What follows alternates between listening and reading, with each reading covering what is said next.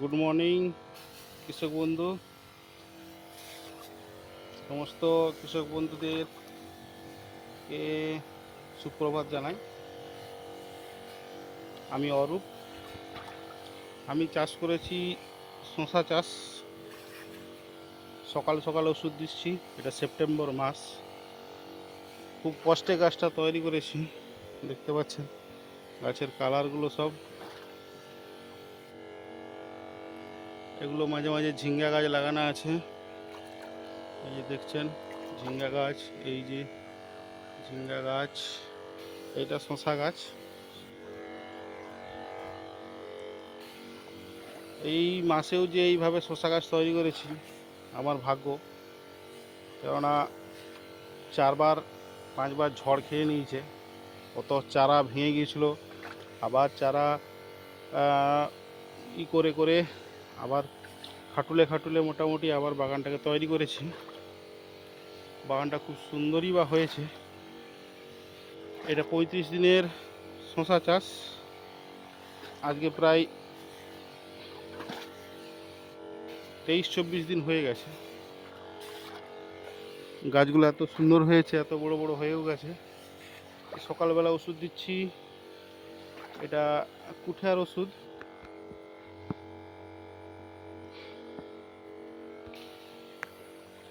একটু কেমিক্যালি দেওয়া হচ্ছে। এটা আমি বেশিরভাগটা জৈবতেই করি, আমাদের কোম্পানি কেলিং কোম্পানির। কিছুটা কেমিক্যাল দিতেও বা হয়। সমস্ত জৈবর উপরে ডিপেন্ড করলে তো আর হয় না। হয় তখন করতে হয় যখন আপনারা পুরো জৈবর উপর দিয়ে করবেন, এটা পলি হাউসের মধ্যে হয়। তখন যদি পুরো জৈবর উপর দিয়ে করেন তখন সেটা হয়তো করা হবে। এ তো আমার বর্ষাকালীন চাষ, তো প্রচুর ধকল খেয়ে খেয়ে হয়েছে। গাছগুলো দেখছেন খুব সুন্দর কালার। এগুলো সব ঝিঙ্গা গাছ, মোটা মোটা ডগ হয়ে গেছে।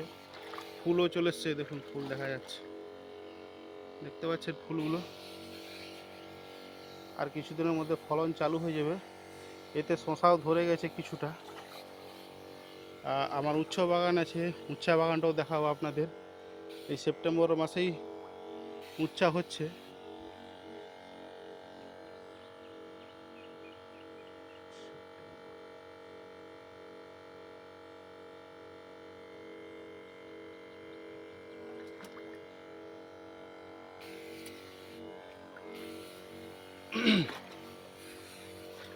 এই শশা চাষ করতে গেলে আমরা এইভাবে শশা চাষটা করি।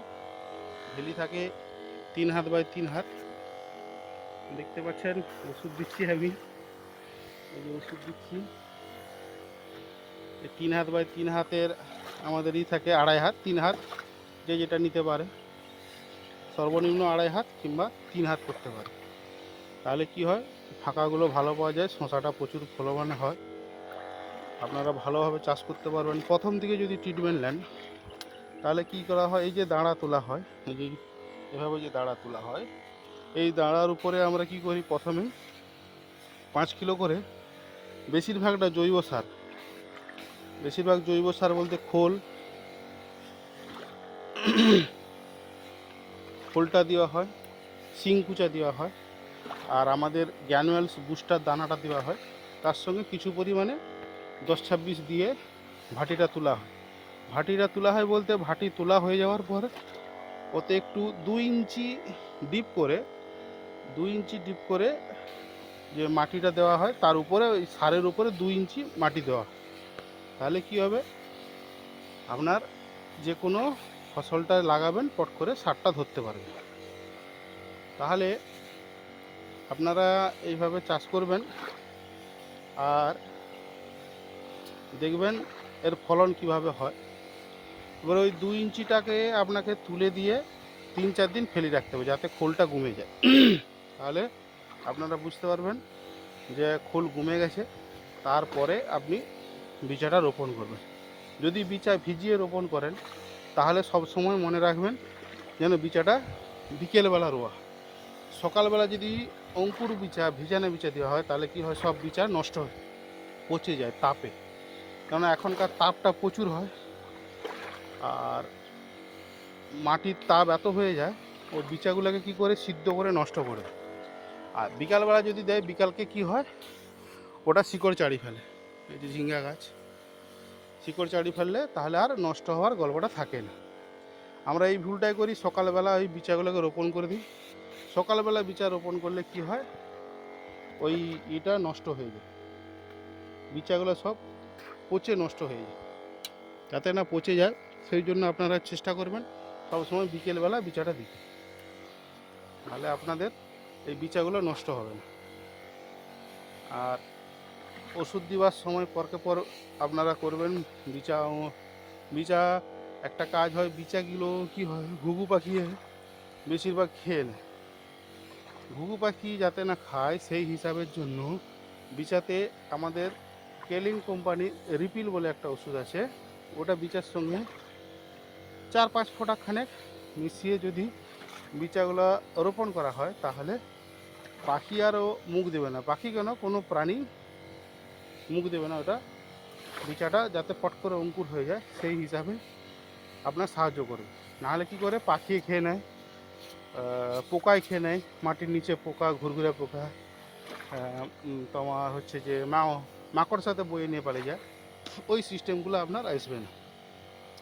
তাহলে আপনারা এইভাবে একটু চাষ করবেন। আর পরের পর স্টেপ বাই স্টেপ কী কী ওষুধ দিতে হয় সেগুলো আপনাদের বলবো। বলা বলতে প্রথমে যখন চারাটা বেরিয়ে যায়, তখন আমাদের এই কেলিং কোম্পানির ব্লাস্ট বলে একটা ওষুধ আছে, যেটা আপনাদের পচা ধসা থেকে সাহায্য করবে। আপনারা ওই ওষুধটাকে লিটার প্রতি 2 গ্রাম করে মিশিয়ে যদি আপনারা স্প্রে করেন, তাহলে ওই গাছের প্রথমে যে বেরানোর পরে পচন রোগটা হয়, কেন বর্ষাকালীন তো, এখন তো সবসময় বৃষ্টি হতে আছে, 2 দিন 3 দিন বৃষ্টি হতেই আছে, কিছু করার নেই। তবু আমাদেরকে চাষি মানুষ চাষ করে খেতে হবে, চাষ তো করতেই হয়। এইভাবে আপনারা যদি চাষ করেন, তাহলে ওই সিস্টেমগুলো আপনাকে যদি ফলো করে চলেন, তাহলে আপনার গাছটা নষ্ট হবে না, এইভাবে থাকবে মোটামুটি। গাছটা খারাপ নয়, আপনারা দেখতেই পাচ্ছেন এত বর্ষাতে এত সুন্দর গাছ হয়েছে। বৃষ্টি ওষুধ দেওয়ার সময় পায়নি, যখনই ফাঁক পায় তখনই ওষুধ দিতে হয়। কালকে যেন বৃষ্টি হয়নি সারাদিন, রাতের বেলা বৃষ্টি হয়েছে, তার আগের দিন সারাদিন বৃষ্টি হয়েছে, এই এতবেলা ফাঁক পেয়েছে, এতবেলা ওষুধ দিয়ে দিচ্ছি। এই গাছে বেশি থিপস পোকার উপদ্রব হয়। থিপস পোকার জন্য কেমিক্যালে আপনারা প্রথমে যদি ফল ফুল না আসে, তাহলে আমাদের একটা কেলিং কোম্পানির ওষুধ আছে, ওটা আপনারা রিপিল বলে যে ওষুধটা আছে, রিপিলের সাথে বুস্টার মিশিয়ে আপনারা ইউজ করবেন, যাতে কোনো পোকা উপদ্রবটা না করতে পারে। এতে লাদা পোকা হোক, উড়া পোকা হোক, কোনো পোকায় উপদ্রব করবে না। আর কেমিক্যালে অ্যাটলান্টিস কোম্পানির হচ্ছে যে সিসমো বলে আছে, ওটা আপনারা ইউজ করলে কি হয়, ফলনটা খুব ভালো হয়, উঠা ছাড়ে, আর গাছের কালারটা খুব ভালো হয়। আপনারা এইভাবে চাষ করবেন, তাহলে বুঝতে পারবেন যে পরকে পর স্টেপ বাই স্টেপ কী ওষুধ দিতে হয় আমি বলে দেবো।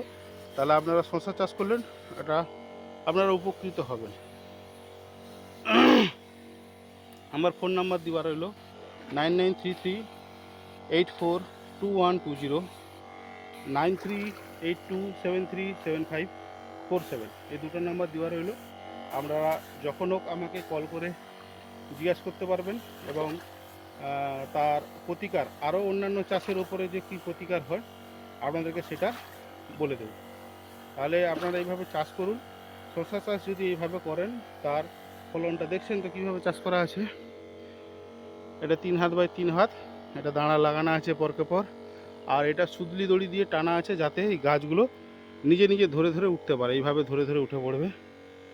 ঠিক আছে, আর গাছের কালারগুলো দেখতে পাচ্ছেন কীভাবে, কালারগুলো ফোনে কীভাবে দেখায় জানি না, যদি সামনে এসে দেখেন তাহলে বুঝতে পারবেন কত সুন্দর ছবিগুলো। পরের পর স্টেপ বাই স্টেপ কী ওষুধ দিতে হয় আমি ওগুলো আপনাদেরকে পরের ভিডিওতে জানাবো। এখন এটুকুই রাখছি, ভালো থাকবেন, নমস্কার।